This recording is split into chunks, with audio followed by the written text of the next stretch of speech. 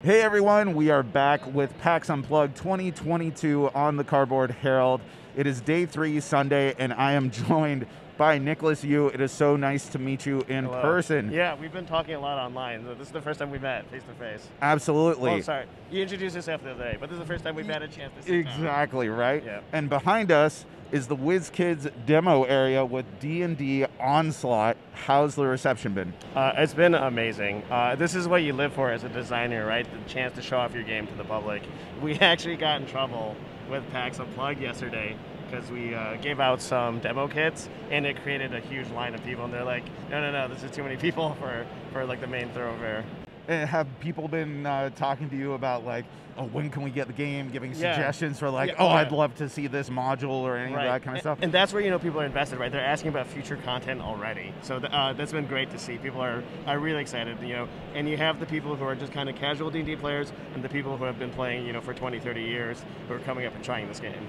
Have there been any particular surprises, like things that you didn't anticipate? Because this is a big showing for you. A lot of crowds, a lot of tables. Mm-hmm. I imagine there are a lot of different audiences, and so like any particular surprises, notes that you had for the future? Yeah, there definitely notes, some good suggestions that people have given. And some people have suggested things that we're already kind of working on, but because they haven't been announced yet, it's tough to talk about. And we just kind of be like, oh, okay, yeah, that's great, right? So, but I know, like, that, yeah, that's coming or we're working on it, right? Yeah, and this is a big con for you because this is now another big release that's upcoming. I mean, it's not out just right yet.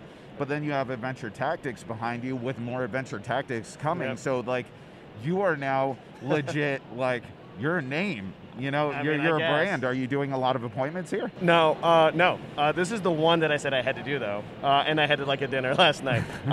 But I tried not to, and like I would rather be anonymous. Quite frankly, like just you don't even have to put my name in the box, right? No, but for this, yeah, please. Like I wanted, I wanted to have my name associated with the D&D legacy in like even a small way, and this has been a dream come true. But yeah, next year's going to be very busy because Onslaught lands in January, and then the full fulfillment for the Adventure Tactics, Adventures in Alchemy expansion should hit in February. So the first 2 months of 2024 are going to be very busy. What can you tell me about the future of Onslaught? I know that you said you're working on stuff, and I know the game's not even out, and that's like, come on, let it come out before expansions. But I know there's actually some expansions already planned. Yes. They're showing some stuff at the WizKids booth. They've already revealed 2 expansions, so they're going to be 2 new factions. Every faction kind of has an identity, right? The Harpers are all about teamwork, cooperation, working together. Zentarum, right? They're kind of the mercenary faction, so they're very mobile, and they're quick strike. They can get in and out. But then we have the mini arrows coming. That, like if you're a Forgotten Realms player, that's the Orc Kingdom. They're all big, tough fighters. They're not great at range, but they're all great up close. And then we have the Red Wizards of Thay, and they're kind of the opposite. It's all squishy casters. So hopefully we have, and they have some summons. So hopefully there'll be a faction that appeals to all types of players. I played the demo kit, and I really enjoyed it, and I really loved the production. Then I came here, and I saw those dragons, dog. Yeah. Those are crazy. And I know that production is one of these things where like designers come up with the game and then they envision how the game might look, and then the publisher is going to say, well, that's not really viable. Mm-hmm. Was that dragon always in there from the beginning? Well, we had planned for a dragon because it's Dungeons and Dragons, right? You need a dungeon, you need a dragon. But WizKids has delivered like above and beyond in terms of the production values, and not just the minis. And people have loved the minis, but also the box art and kind of like the silhouette, kind of the painterly graphic style they did with the graphic design. Like people have been coming by and you kind of see their heads crane because they see the dragon, they see that monochromatic box art, and they're like, "What is that?" Like I want to learn what that is. And then Dungeons and Dragons is in red, so it really stands out. So if there's one aspect of Dungeons and Dragons, like a setting or a particular monster, particular type of hero, that just wasn't viable or didn't make the cut for this base game or the announced expansions, I'm not asking for scoops, but what is like the one near and dear thing to your heart that if you can work it in, it's going in there? If you peek at that glass case, there is a really cool turtle sculpt in there, and he might be coming for Onslaught. If you like the existing WizKids turtles, they're really great. but they all look like Oogway from like Kung Fu Panda. Yeah. And the one in yeah. there looks like Slash from Ninja Turtles. Like he's like a brawl. He's like a big, beefy brawler. I may have drawn a sketch, and that may not be a mini. So That's amazing. That's such a dream come true. yes. Oh my gosh. The fact that they consult Travis and me on the art briefs, and like we write up like little descriptions. But I'm not like a real artist, but I say I'm dangerous at Pictionary. So I'll do like a little concept sketch, and then a couple months later, they're like, hey, how does that look as a mini? I'm like, boom, man, mind blown, right? Just the fact that I can kind of help concept these minis that will be used for Dungeons and Dragons is, again, as you said, dream come true. Okay, so on the dream come true line, you are an uber Final Fantasy Tactics fan. Then you had Square Adventure if you want to Tactics. call Yeah, call exactly. me. And now you have Adventure Tactics, clearly inspired by that and Yep. other games.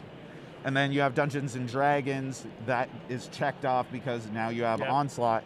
What's the third fandom?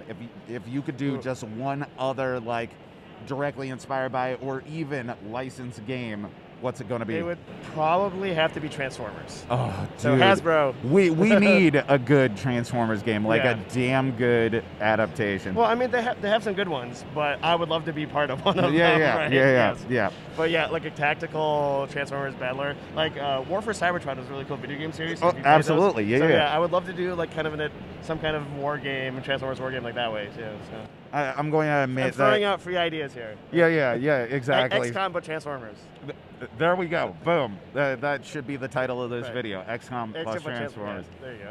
Well, Nicholas, this has been exciting meeting you in person. Yeah. I've loved every conversation that I've had with you.